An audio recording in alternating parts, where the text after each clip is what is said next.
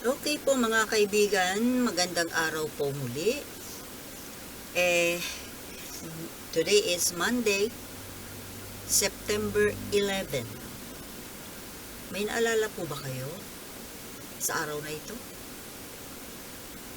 Well, of course, in America, yung World Trade Center bombing. Kailan ba yun? 2001. Pero ako po, ang naaalala ko sa araw na ito ay si Apo Lakay. Yes, birthday po ngayon ni Apo Lakay Ferdinand Edralin Marcos. And he's already 106 today. Kung hindi po nangyari yung EDSA, posible pong buhay pa siya ngayon.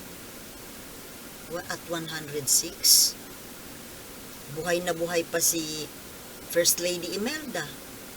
Although ang gap yata nila is 10 years ba or 12 years? 1917, 1929. Sa mat.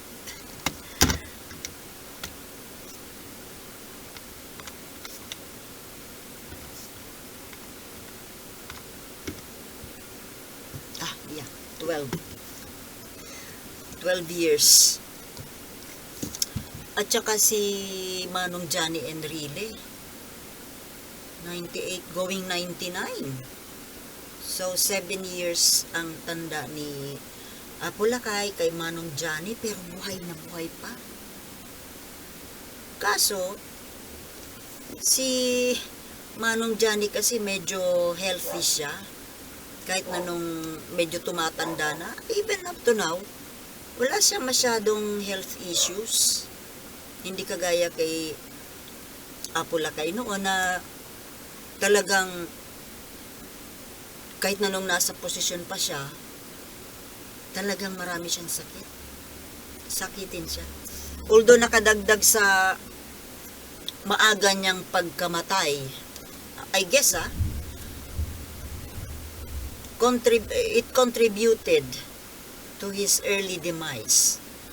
Yung nangyari na EDSA, and then yung mga problema, depression. Nakadagdag po siguro yun. Although talagang malala yung sakit niya. Syempre, nadagdagan pa. Ngayon, bakit ko po gustong pag-usapan itong kaarawan ni dating Pangulong Marcos? Sa totoo lang po, nung nawala siya sa pwesto, nalungkot ako.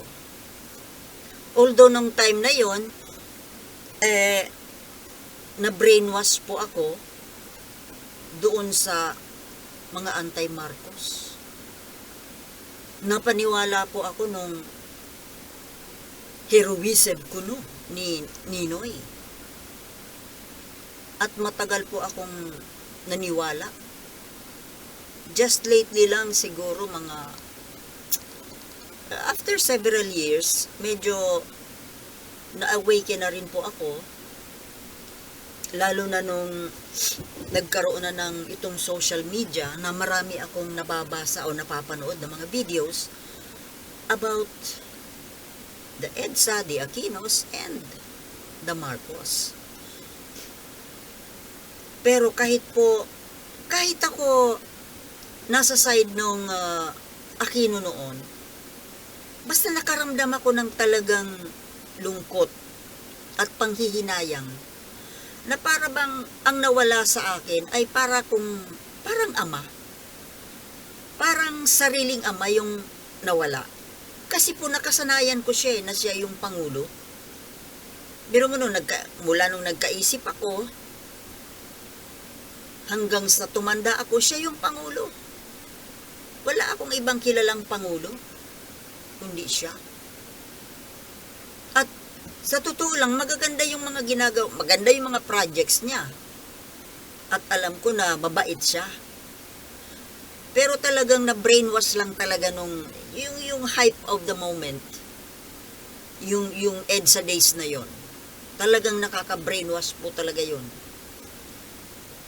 Pero kahit na yun nga, kahit na nandoon ako sa Aquino side, talaga nakaramdam po ako ng sama ng loob, ng lungkot. Kasi parang, yun nga, nawala po yung isang great leader at parang ama. Parang ama ang tingin ko sa kanya. At ngayon nga po, nung na-realize ko na mali yung mga pinaniwalaan ko, yung pagkaka-brainwash ni Ninoy Aquino sa atin, ay sobra po, talagang nakakahinayang po talaga na nawala siya. Dahil kung hindi lang po siya nawala sa mga projects na mga plano niya, yung mga plano niya para sa bansa, sana itong pagkakataon na to, mas higit pa tayo sa Singapore. Higit pa tayo maaari kaysa Amerika. Kasi, at yun nga kasi kinakatakutan ng Amerika noon. Yung the rise of the Philippines because of Ferdinand Marcos. Bakit naghirap yung Pilipinas mula nung 80s, early 80s? 1981 po na lifted yung martial law.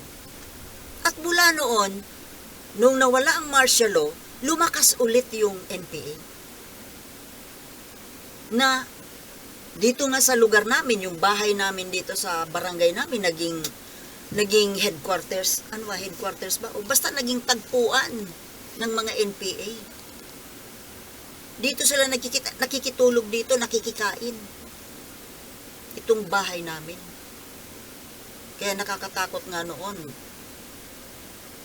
Natatakot yung magulang ko noon sa buhay nila kasi hindi naman pwedeng tanggihan.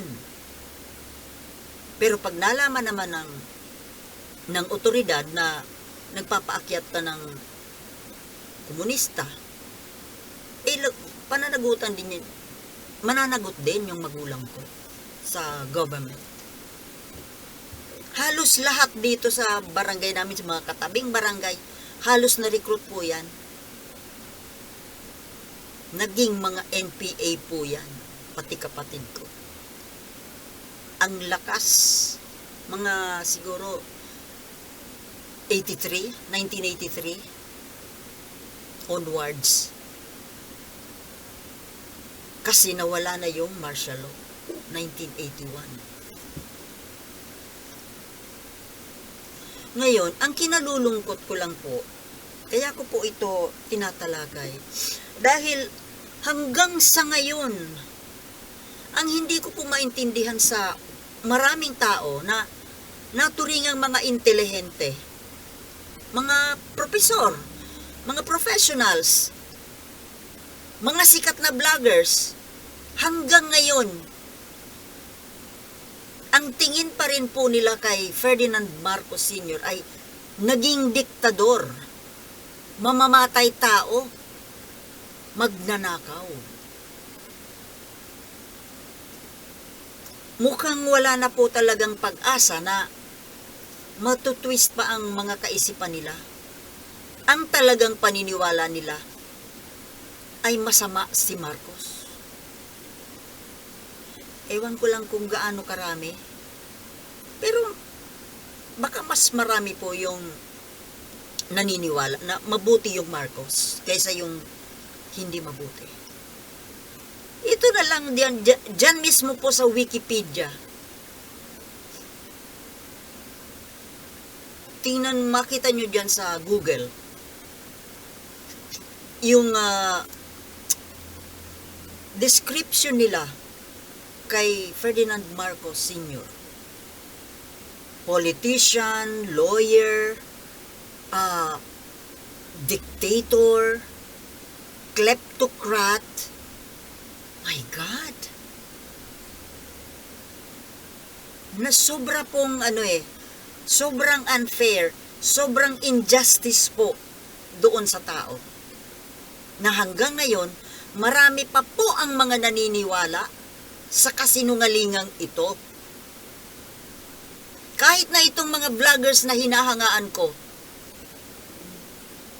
nagulat ako na pati siya, ang tingin kay Marcos ay diktador at magnanakaw.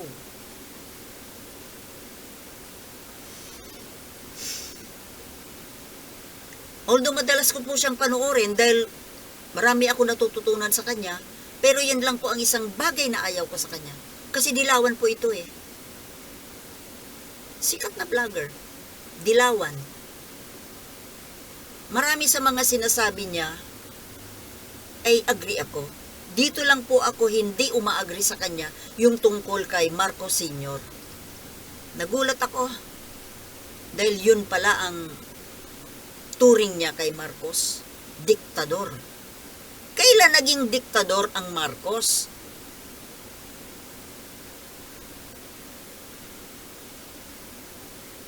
Martial law. Parang mga tanga. Naturingan pong mga matatalinong tao, pero paano nilang pinagbibintangan si Marcos na para bang mag-isa niyang inimplement yung martial law? Di ba may kongreso nun? Sana naman po nagre-research. Alamin po ninyo ang katotohanan kung talagang sariling kapritsyo lang ba ni Marcos yung implement ng martial law? Nagpaalam siya sa kongreso at inaproban ng kongreso. Hindi niya solo idea yun. Tapos, mamamatay tao raw. Excuse me. Kahit doon during that EDSA revolution kuno, fake revolution, kesyo press release lang daw yung video na nagsasabi na nung hinihiling ni Fabian Ver na bombahin yung EDSA, na sinabi ni Apolacay daw na huwag bubombahin. Huwag papatayin yung tao. Don't shoot them. Disperse them, but don't shoot them. Press release lang daw? O di sana, binomba nila. At yung sinasabi nyo na natagpuan sa isang kwarto, sa parang war room, na keso may plano doon na nakasulat sa blackboard. Plano kung paano i-disperse, paano bombahin yung EDSA. Sigurado ba kayo na idea ni Marcos yon? Because during that time, may sakit si Marcos. Mahina siya noon. Bedridden nga ata siya noon eh. Lumabas lang siya para humarap sa media, para magbigay ng announcement. Hindi kaya si Fabian Ver ang nagplano noon? Nung sinasabi nila, nakita nila na plano kung paano bubombahin yung EDSA. Dahil si Fabian Ver noon ang namamahala nung mga kilos dahil nga may sakit si Apolacay. It was Fabian Ver and Bongbong Marcos ang nagkukumbinsi noon kay Apolacay na gawin na yan dahil lulusubin sila, papatayin sila. And even if I were the president, I will do that. Ngayon, dahil sa hindi ginawa ni Apolacay yung suggestion ni Bongbong Marcos at ni Fabian Ver, di ba napatalsik sila? Nawala sila sa pwesto, sinong pumalit?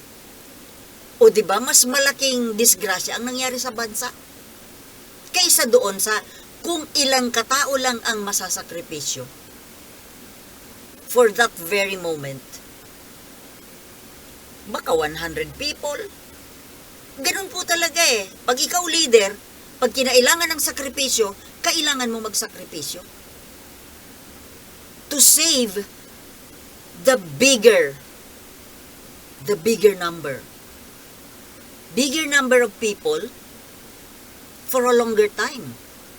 Tingnan mo, dahil hindi yun ginawa ni Marcos, na wala siya sa pwesto, pumalit si Cory, pumalit si Ramos, kung sino-sino pa. History will tell kung ano nangyari sa bansa natin. Na kung hindi siya nawala, for sure, superpower ngayon ang Pilipinas. Sino ngayon ang nasakripisyo? Di ba yung mga generations na new generations, those who were born from then on hanggang ngayon, lahat tayo apektado. Pati ako. Lahat.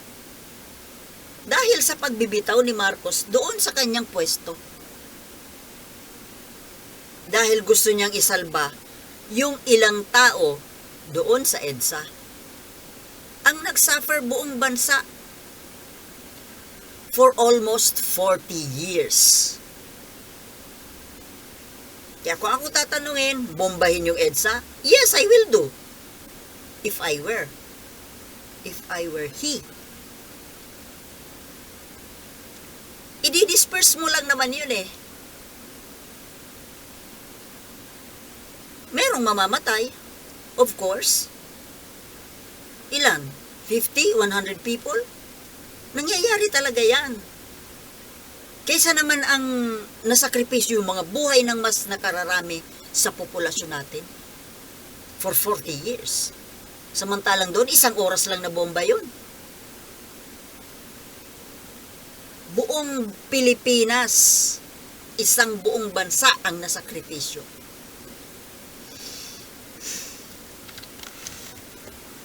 Pag leader ka po, kasi kailangan magdesisyon, gumawa ng desisyon na mas papabor sa higit na nakararami. Dahil doon sa pagtanggi ni Apulacay na bombahin yung EDSA, sino ang nanalo?